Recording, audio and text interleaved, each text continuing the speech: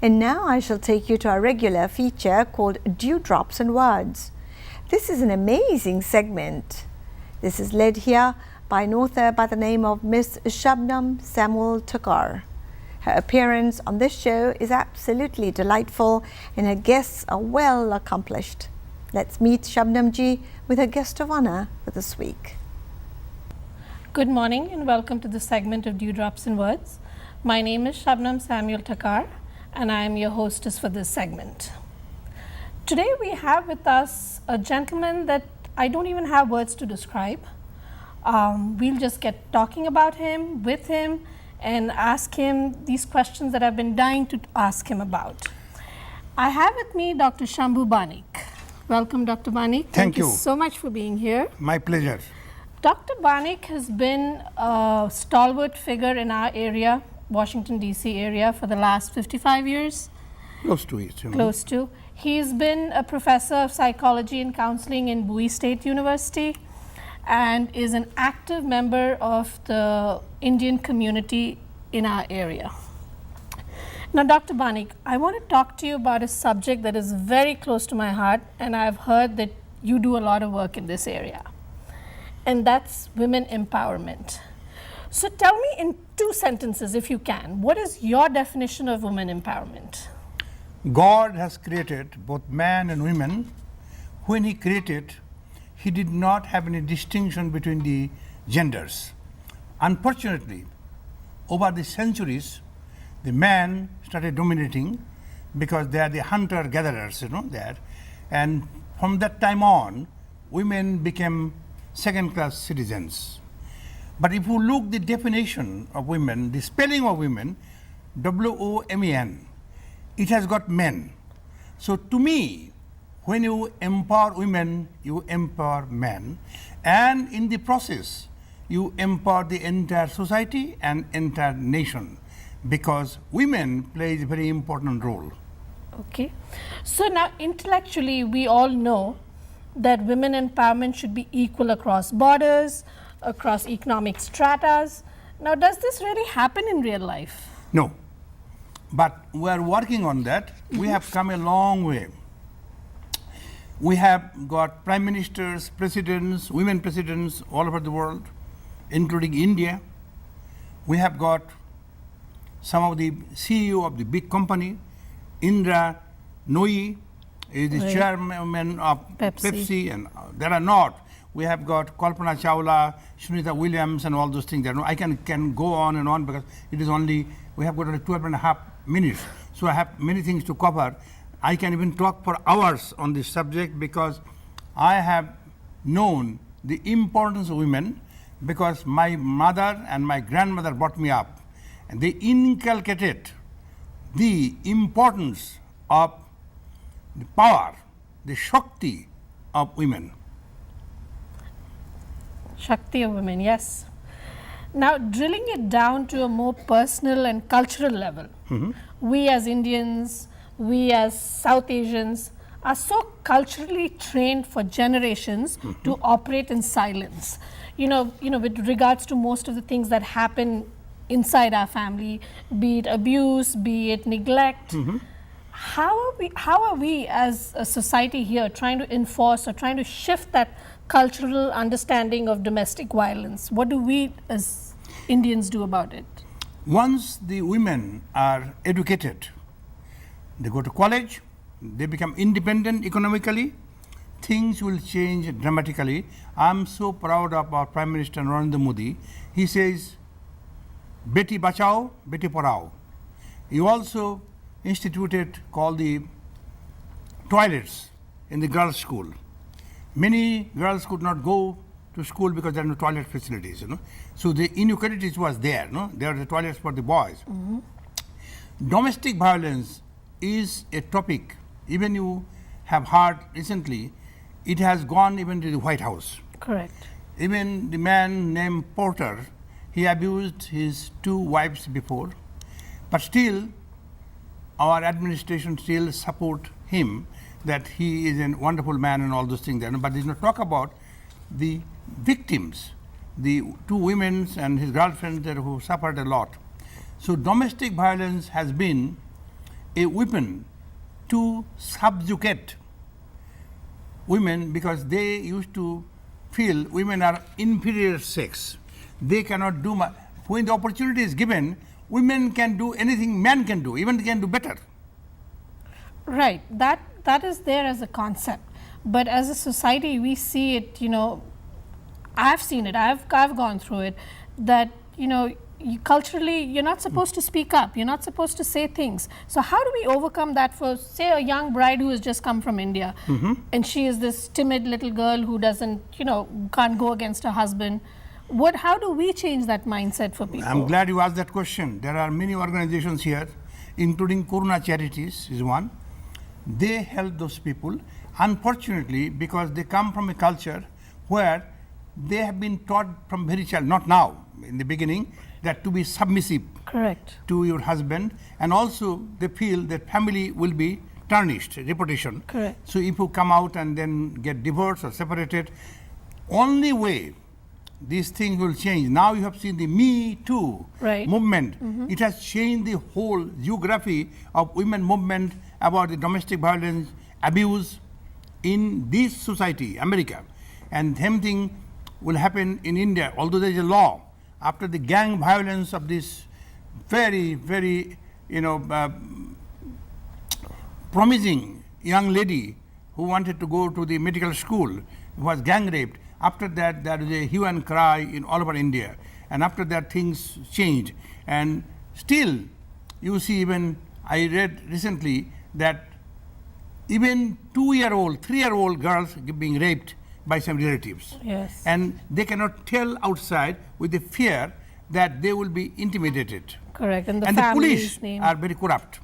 And so we need to change from many direction if we want to bring change in India, in our society. So now coming down to where we live, you know, in our community, I'm sure you are aware of domestic turbulences in families that we know around us. So as a community, what do we do to reach out, to help each other, you know, to be a support system? Is there something in place, at least in our area? Well, you know, this is such a delicate issue. You have to be very careful when you get involved, you know. You can go under lawsuit and all those things there, no, unless you are very, very careful exactly if the person who comes to you, even I know that somebody is abusing in our neighborhood, you know, unless I have got definitive proof, I cannot intervene. Like, for example, somebody who is mentally ill, I cannot tell the police to come and arrest him. See, there is a law in this country, you know, civic sense, civic responsibility. So, but there are some organizations who reach out to these people, and also one thing that when they come, if some women organization get involved with the newcomers when they come here first, and then tell them that you are not alone. There are many organizations in each county where you can make a one telephone call and you can get help. Right. Help is there, but unfortunately many people don't know how to get help. Same thing happening with mental health.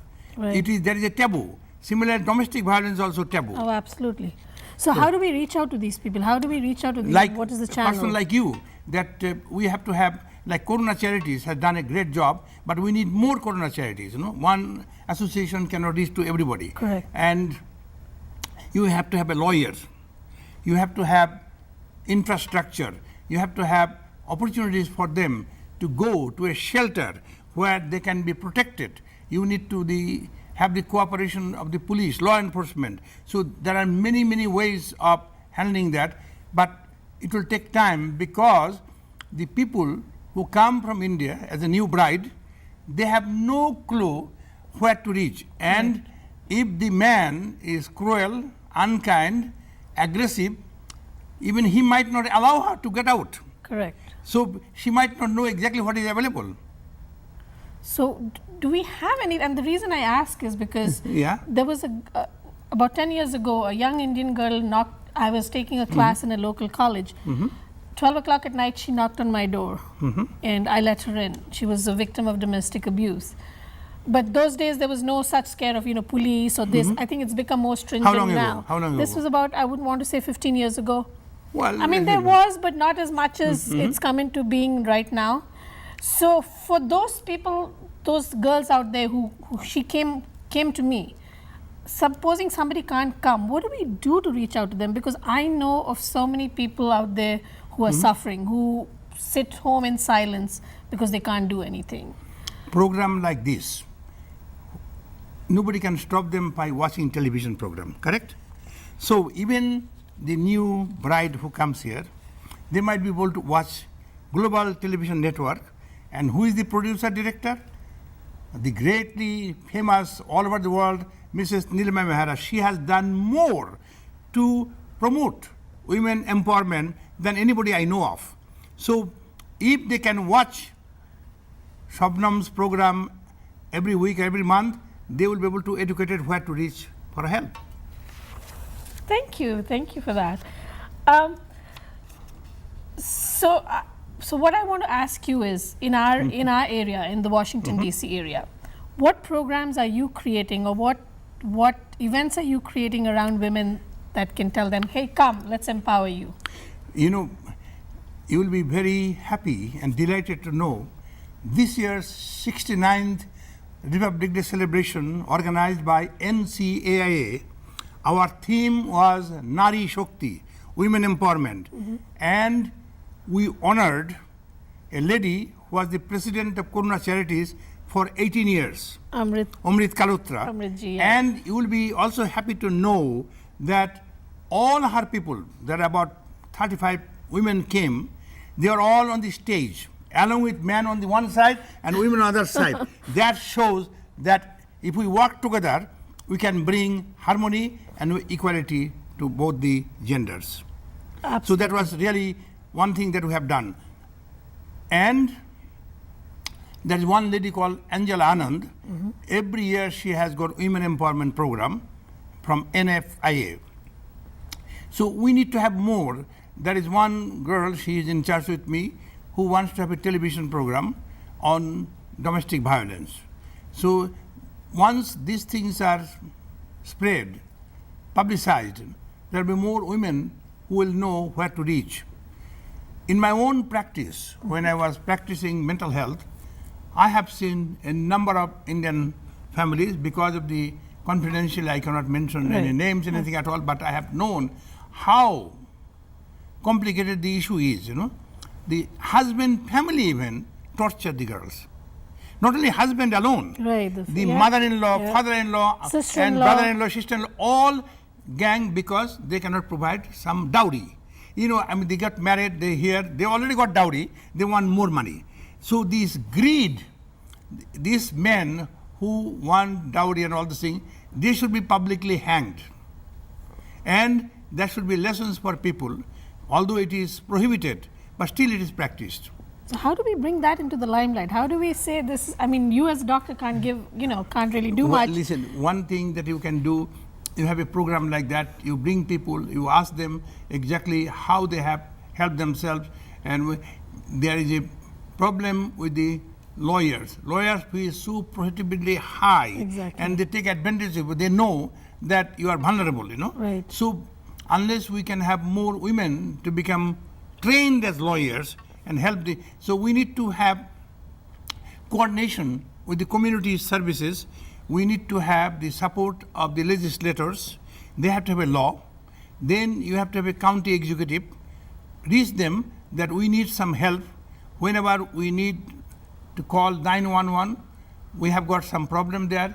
We need the help of the police, the security, other people, to institute that they are not being harmed.